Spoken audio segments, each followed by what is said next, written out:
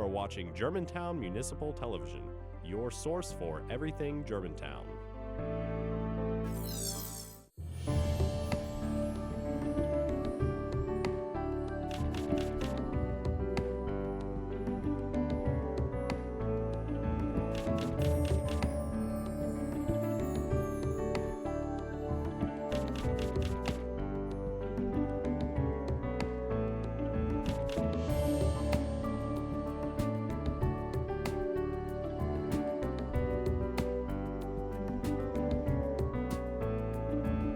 Hello, my name is Mason Grace. And I'm your Superintendent, Jason Manuel. Welcome back to school. And to this year's first episode of the Germantown Municipal School District Spotlight on Excellence. We would like to kick off this season with some of the highlights of the exciting things that happened over the summer. The results are in, and our first year as a municipal district was exceptional. As we saw earlier this month when we received our accountability data back from the state. So the Germantown Municipal School District, we were an exemplary school district. So what exactly does that mean?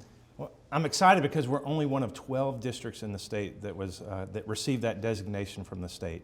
And you had to hit some difficult targets in a lot of areas. So the three main areas were, first, we had to meet the majority of our achievement targets. And those are at the elementary school level and at the high school level. So we're talking about 3 through 8 science, 3 through 8 math, 3 through 8 reading and language arts. But then we also have end-of-course tests at the high school level. And so we have targets for our math subjects, Algebra 1, Algebra 2. We also have them for English, English 1, 2, and 3. And we also have science targets with chemistry. The other things we had to do, we had to meet the majority of our gap closure targets and then ensure that every subgroup in the school, whether we're talking about economically disadvantaged or students with special needs, that they also were achieving at high levels compared to the majority of the student body. So the fact that we hit all of those things within our first year and received that designation was exceptional. Great. I understand that some of the teachers kind of came up as leaders and being recognized as leaders. What are some examples of that? Well, because we were an exemplary district, the state said that they want us to go out and teach other districts. How can we be a model for the state? So we had several experts that were recognized. I'd like to read a few. One, Teresa Price, who's our Director of Curriculum and Special Education in the district. She's a finalist for the lead presentation on Amplify, and she's going to present to the state this fall. Missy Abel is a STEM Leadership Council for Tennessee. Melissa Hurt, the National Textbook Review Team. Tammy Wilson, a teacher at Farmington, is a Teacher Educator Fellow to the Commissioner of Education. And Jessica Minton, the Presidential Award of Excellence in Mathematics and Science State Finalist. And then, of course, we had several Tennessee core coaches, Shamira Davis, Missy Abel, Melissa Hurt, Tracy Tickle, and Megan Gashler. We also, because we hit those achievement targets, we ranked very high in the state, so I'd just like to read a few of those. And the teachers and those experts were part of the reason that we achieved so high. So in reading and language arts, we were 3rd in the state. In math, 3 through 8, we were 5th in the state. In science, we were 4th in the state for 3 through 8. Algebra 1, 12th. And that's exceptional for me because it only takes into account the 9th through 12th graders. We have a large number of students in our district, and they take Algebra 1 when they're in the 8th grade. All those students don't count in that designation of being 12th, so that's exceptional. Algebra 2, 8th. Biology, we were 3rd in the state. Chemistry, we were 6th. English 1, we were 4th. English 2, we were 2nd. And English 3, we were 2nd also.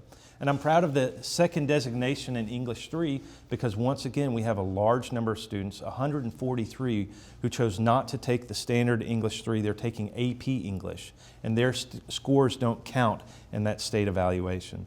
And the majority of those students scored a 3, 4, or 5 on the AP test, and that means that they get college credit for college English. So our teachers, our students are doing wonderful things. That is a great accomplishment for the school district, and the first year of our school district. So we're doing excellent. We're doing good things. So can we just coast now? No, I think our objective, just like I gave the example of Ronda Rousey. Ronda Rousey is a UFC fighter, and she is the best. She's never been beaten. But the reason she's the best is she doesn't say, oh, I'm good at what I do, I can just sit back and coast. she constantly trains. She constantly looks for ways to get better. And the fighter that we're seeing today is not the fighter that she was 2 years ago, 3 years ago. And that's our goal as a district. We are exceptional now. We're an exemplary district now. But the district we are today cannot be the district that we are 3 years from now. We have to constantly strive to improve and become better. I think we have a tradition of excellence. And we talk about our motto of excellence always. The goal for us is how do you constantly redefine that? And so by adding more AP courses, by adding more honors and enriched courses, we are raising that rigor. We just made the commercial appeals for being the district with the highest ACT average. It's a 24.1. But that's one of those areas that we constantly want to strive to improve, because if that's our average, we have students who are performing perfect on the ACT. Mm-hmm. How can we get all students performing at 24s, 25s, 26s, and then what happens to our ACT average? So that's our goal. We can't sit, we can't rest on our laurels, we can't coast. We have to constantly strive to be better. Did any of the schools stand out on a state level? Yes, we actually had 2 reward schools. We had Farmington Elementary School and Dogwood Elementary School that were recognized as reward schools. And what does reward school mean? A reward school is very similar to an exemplary district, except on the school level. You had to hit all of your achievement targets for the state. You had to have subgroups that were performing comparable to the main student body of the school. And once you hit those at the school level, then the state, and you're in the top 5% of performance achievement, mm-hmm. then the state recognized you as a reward school. And we did that in both those schools. So we did have very good celebrations when we went out and surprised the schools and told them during in-service that they received that designation. Great. I know we've done some facility improvement. We're going to talk about that later. So why do we need to do some of those improvements? Well, I think for us, we're looking at 2 parts to the school district. We have the academic side, so we're always looking at adding programs, at adding rigor, adding enrichment for students. But then also, too, for us, we have had several years of deferred maintenance in our buildings. Things that should have been replaced, things that should have been fixed that weren't. And so our goal as a district is to have a first-class educational system, and part of that includes first-class facilities. And so we're playing catch-up. We are fixing all of those things that need to be made exceptional at the facility side of things. And I think our Chief of Operations, Mr. Cathey, has done an excellent job at identifying those, some of those projects, and then getting them taken care of over the summer. Excellent. Well, we're actually going to look at some of those capital improvements and talk about them when we come back from the break. We're going to welcome Josh Cathey, our Chief of Operations.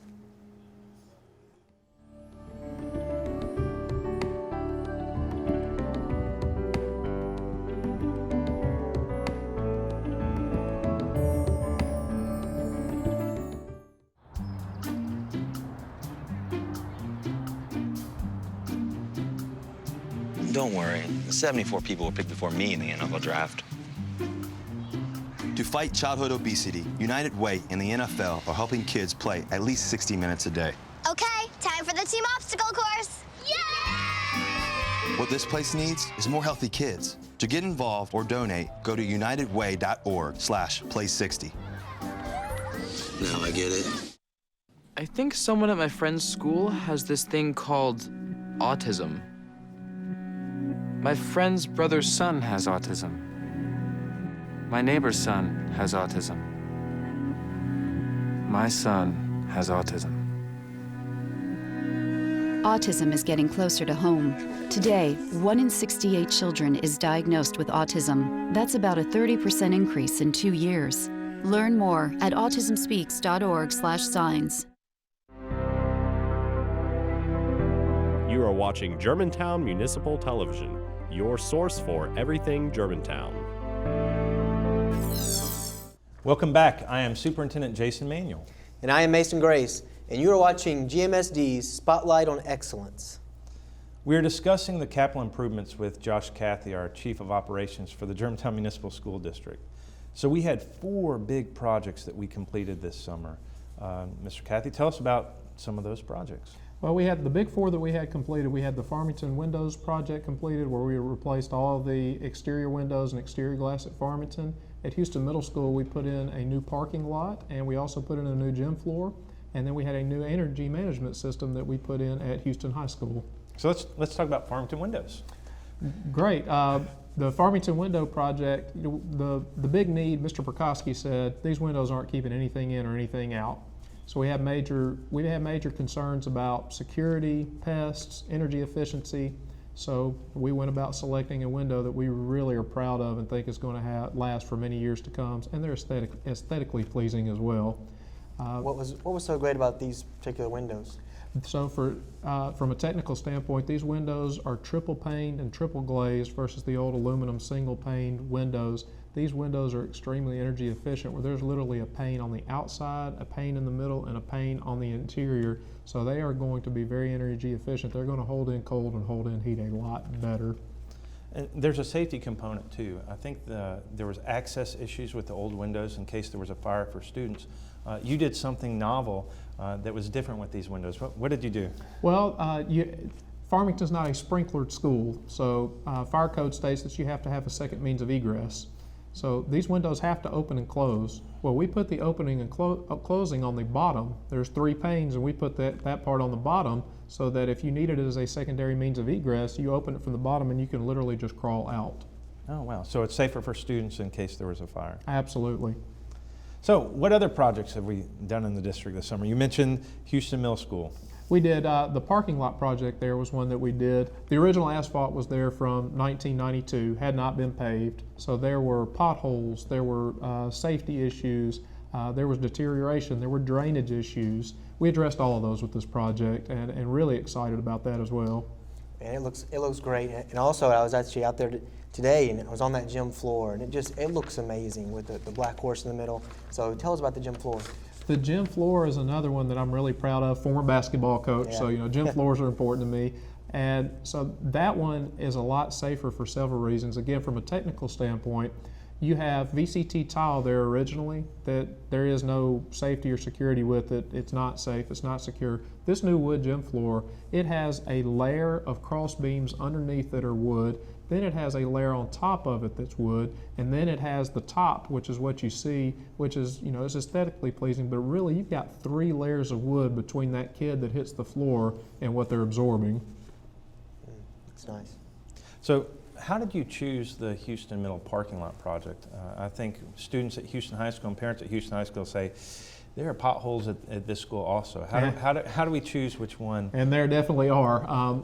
We actually asked the City of Germantown's maintenance department to come in and help us do an independent analysis of our parking lots. So they graded on 10 factors: alligator cracks, potholes, wear and tear, and they gave us an objective assessment of our parking lots. Now, Houston High was second, as you mentioned. Definitely are issues here, but Houston Middle was by far in the worst shape. And so I assume we have future plans to tackle all of our deferred maintenance, Houston High School's parking lot being one of those. It definitely is on the list. So tell me about the 4th project. You mentioned something about energy management. We put in a new energy management system here at Houston High School over the summer. Theirs was also the original energy management system that came with the building in 1989. So what that means to teachers and students here, every teacher has a new thermostat in their room. That thermostat is connected to the rooftop unit. They have one-to-one controls where that individual teacher gets to set their own thermostat. Now, there are set points. We have them set at 72. That's dictated by policy, but we give them 2 degrees of wiggle room either way, and that's their classroom. In the past, there were really 10 classrooms being controlled by one sensor, so you were at the mercy of your neighbor, so to speak. So what would happen on the weekends, for example, if we had a sporting event in the gym? How would that impact the energy savings when we would have those weekend or nighttime events? Well, the problem with that was you would have to activate an entire zone in order to cover your weekend event. So if we had an event in the gym, we'd have to turn on the gym plus 9 other classrooms in order for the air conditioning to be functioning or the heat to be functioning. Now we can just turn on the gym or just turn on one classroom, but we can control it a lot better and manage our energy costs a lot better with this new system. Well, what about the individual control? Because I think that may be a little concern if we're talking about energy costs. What if I have a very hot-natured teacher who wants to go in and bump that thermostat down to 50 and keep it an ice box in their classroom. Well, they can push that button all that they want to, but the lowest that thermostat is ever going to get during the summer is 70, and the highest it's ever going to get is 74. Every thermostat is set at 72, and the teacher does have that ability to move it up to or down to, but that's as far as it's going to go. What about fan? Can they control the fan that keeps circulation going? The fan will come on when the unit is operating, and when it's not operating, the fan will shut down. That was actually something we had to fix, because originally when we put the system in, the fan was just running the whole time. So you'll have electrical savings with the fans also. Absolutely. So future plans, you talk about safety.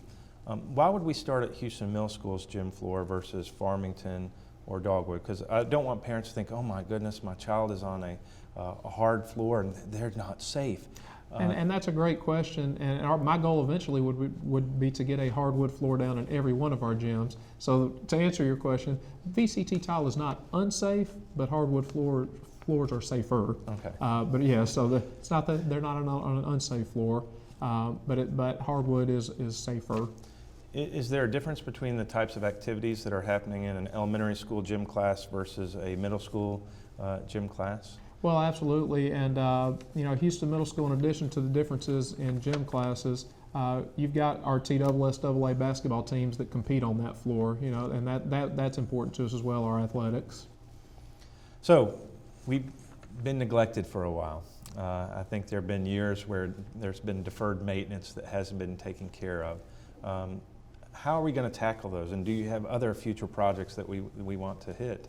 I have a lot of other future projects, yes, that need to be done, and really it's a balance. An example that we're sitting in right now, this TV studio, I'm very proud of. That was the first capital improvement project that we embarked on, and that's, I think, what makes our district exceptional and unique, and we need to be doing those projects, but we also have to be doing our necessity projects as well. We've got roofs that need to be replaced. We have rooftop units that need to be replaced. So it's a balance between doing the projects that are going to make the district exceptional, while also making sure to complete the projects that are going to keep us functional. Well, thank you, Mr. Cathey, for your work with all of our facilities. Saving money that can be used in the classroom and going green. Those are two things that are good for everyone.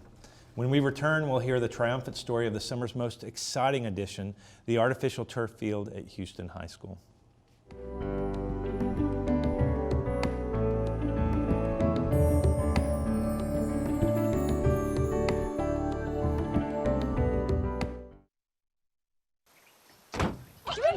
They'll test you, try to break your will. But however loud the loudness gets, however many cheese puffs may fly, you're the driver, the one in control. Stand firm. Just wait. And move only when you hear the click that says they're buckled in for the drive. Never give up till they buckle up. Cinderella found the pet that fits her perfectly. Tiana gave her pet the royal treatment. Belle found beauty where no one else did. And you can too. Share your heart. Share your love. Bring home your forever friend. Make a shelter pet part of your world. Happily Ever After begins at theshelterpetproject.org. You are watching Germantown Municipal Television, your source for everything Germantown. Welcome back. I am Superintendent Jason Manuel, and you're watching Germantown Municipal School District's Spotlight on Excellence. We want to spend this last segment highlighting the new artificial turf field at Houston High School. In this segment, we are pleased to welcome Chris Price, the president of the Houston High Athletic and Arts Foundation, to the show. And of course, Mr. Cathey has stayed with us, our Chief of Operations. Welcome to the show, Mr. Price. God bless America. Thank you for having me. Sure. What an honor, and what a great project this has been. Well, absolutely. We talked earlier in the section about deferred maintenance, and we've got a list of roofs, we've got air conditioners, we've got windows, we've got other things that we needed for the district. And I think early on when we were having conversations, people may say, why did we choose a turf field? Why would that be something exceptional that we want to have happen? Mr. Cathey, can you tell us what drove initially this project? One of the big drivers of the project was the lateral G project that was coming. The city of Germantown informed us in the spring, and it's a great project. There are real drainage issues and flooding issues in the 100-year flood zone that occur right here. And the homeowners that live directly to the west of this campus, they suffer from that. So the city of Germantown is doing this for a great purpose. However, in the process of doing that project, we're informed that the practice football field that the football team uses now would not be available for use for the next 2 to 3 years. Is the football team the only group that uses that field? No, there are the junior Mustangs, there are junior varsity football, lacrosse has used it periodically. You know, there are a lot of athletic groups that use that field throughout the year. And I think instructionally too, our band group uses it every day during fourth period. So they're out there practicing underneath the power lines every day. So how is the lateral G going to affect these groups that were practicing under the power lines? Well, we really didn't have a great plan in place. We were scrambling trying to find one, and that's really when this idea of the artificial turf field took real traction, because you can practice on artificial turf all day and night. It won't harm it, it won't hurt it, it won't deteriorate it. So that's one of the big benefits of completing this project, is now all of those groups can use that field after school. They can use it during the school day. That's going to have a huge benefit for Houston High School. Was it just because while they were working on the lateral G project that we wouldn't have access, or was there a permanent problem that was going to change that facility for us? The permanent problem there was that even after they completed this project in 2 to 3 years, the width of those fields was going to be greatly reduced to the point where it really wouldn't be a feasible thing to practice on. So we had those issues as well. We didn't want anybody laying out for a pass and ended up in rocks. I think we can agree student safety is a concern for us. So how did you get roped into this? And I know I'm the one who roped you into it. As the culprit stands. No, this was a pretty interesting deal. I believe we started talking in April, and I don't think that any of the three of us who really started talking about this initially thought that this would happen this year. And as the lateral G progressed and kind of really jumped up on us, it pushed the things along. But you brought up a couple of good points. Number one, that you've got plenty of capital improvements that you have to make. The interesting part and the cool part about this project was we were able to create this foundation and pull private money together with public money. Less than 15% of the funds, as you know, came from the public side. All the remainder came from the private side. So we created some great relationships to be able to pull this community together and create that awesome sense of pride that we saw this past Friday night out at the ribbon cutting. And I think that's one of the goals for our district too. Everyone talks about local control, and having a district where we can make a difference and we can involve our parents and we can involve our community and have a true partnership with the city of Germantown. And I think this is an example of that partnership. Absolutely. Of how the private and public sector came together to do something exceptional for our students. And that's, at the end of the day, that's who we're serving. We're serving kids. We're making it safer for them, whether we're talking about the band students that are going to be practicing out there during the day instead of practicing in a parking lot or under the power lines, or our football teams so they're not laying out in rocks. And you know, at the end of the day, nobody likes higher taxes. But there's a lot of people out there that really that pulls on their heartstrings. We have a ton of alumni. We have a great base and a great community that we can draw from and ask for help on, and it makes a huge difference. And then they take ownership, and when they take ownership, we all win. So tell us about the cost of this project. How much was it to turf the football field? The turf ended up being about $846,000 and some change, and that does not include the scoreboard. Mm-hmm. Through this project, as we went through the bid process, you know, there was a lot of moving parts and facets to it, and the group of us with Chad Becker and Mr. Cathey and Mr. Cherry and all of us being able to pull together to make sure that we weren't missing things, the agreements, making sure that we weren't the maintenance on the field.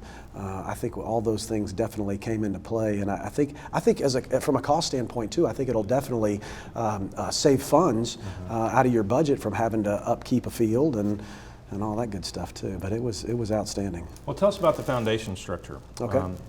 what does the board look like? Because there's obviously a board that's making a decision about what type of underlay rocks we're putting in, or what type of fibers we have, or what type of turf field we have. What does that board look like? Well, before I forget, I want to say you can go to the Facebook page, Houston High School Athletics and Arts Foundation, and we've got from stem to stern, from start to finish. The board is comprised of seven people, one being yourself, and the principal of the school, and then myself, as well as 4 other citizens in the community, and together we all came together to make it happen. Wow. Well, how do we make it happen? Obviously, we had to have some partnerships with some businesses that are in the community, and we cannot thank them enough for their role and their investment for our students. Let me say that you know, initially, and I know Tim Cowan, Athletic Surfaces Plus, this has been kind of floating around for some time now, and as we talked about, this lateral G really pushed the momentum on this. But Tim had an outstanding plan to be able to collect pledges. On top of that, collecting pledges over a 10-year period definitely does not pay for the whole project. Having a partner like Scott Lenore at Evolve Bank, I mean, it's amazing just to think about the things that we were able to do. This came together in less than 10 weeks. We raised $1,500,000 in less than 10 weeks. And I think the field actually, what, seven and a half? 7.5 weeks, that's right. And there were schools that started projects similar to this in the tri-state area that I think they're still trying to finish up, aren't they? They are.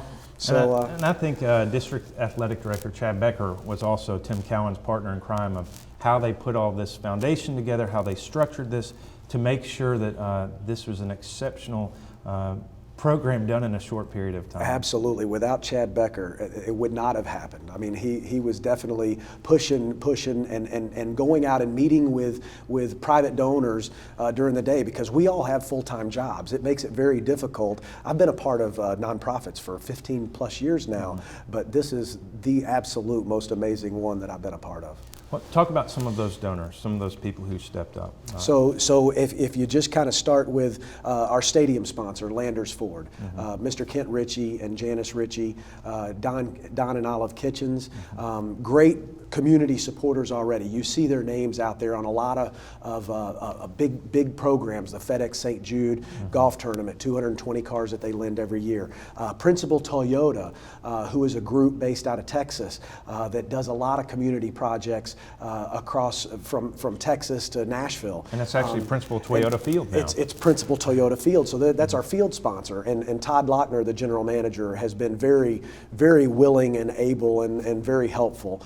The partnership we talked about with Evolve Bank, again, without the banking partner, this would never have happened. It would have taken us 4 or 5 years to make it happen. So as you work down Methodist, LeBonner, Mills Wilson George, Pickler Companies, you name it, it's amazing the amount of people that came together in the community to make this work. Well, we can't thank all of our sponsors and donors enough. Like we said, it was a true partnership between the business community and our education community, and we did something exceptional for students. And like you said, this past Friday night, we had a wonderful event where we recognized all of those donors and sponsors on the field. We're ready for more. Well, that's all the time we have for now. Please join us next month for a discussion on a personal favorite of mine from our Curriculum Technology Department, the Blended Learning One-to-One Pilot. If you have any questions about this or any other program on our station, check out www.gmtvonline.org. Until next time, this has been Superintendent Jason Manuel for this month's installment of the Germantown Municipal School District's Spotlight on Excellence. Thank you.